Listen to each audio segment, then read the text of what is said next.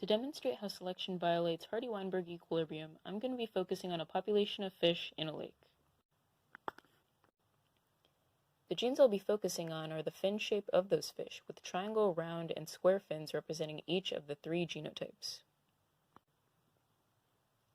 Before selection, we have a total of 110 fish, with 45 being round, 50 being triangle, and 15 having square fins. This population is in Hardy-Weinberg equilibrium, and we can mathematically check that through a chi-square test.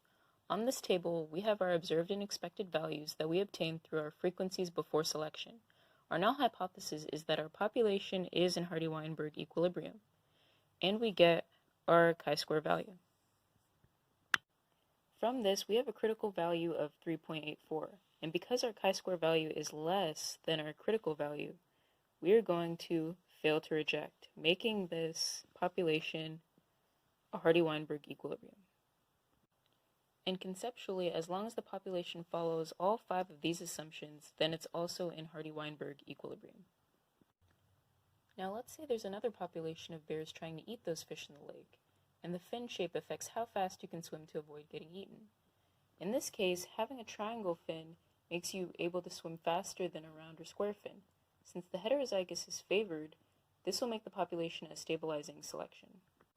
To calculate our dominant allele frequency, or big G, we can use the numbers from our population by adding up our number of homozygous dominant and heterozygous fish and dividing it by the total, along with doubling our homozygous dominant and total values.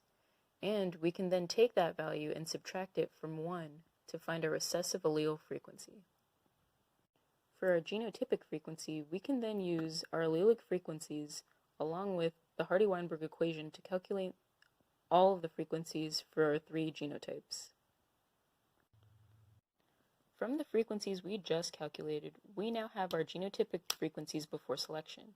Since this population has a stabilizing selection, our heterozygous population will have the highest fitness. Using this information, we can find the relative frequency of our fish after selection, or after the bears were introduced. We can multiply the frequency before selection by the fitness to get the number of unadjusted survivors. We can then get our frequency of fish after selection by taking that same number and dividing it by the average fitness, which we can find by adding up all of the unadjusted survivors. In Hardy-Weinberg equilibrium, the frequencies should be the same before and after selection, but in this case they're not, because of stabilizing selection when the bears are introduced, so it violates the Hardy-Weinberg equilibrium. And conceptually, because triangle-finned fish swim faster than all the other fish, they are more likely to avoid bears, so they'll continue to have the highest frequency in future generations. These are my sources, and thank you for watching.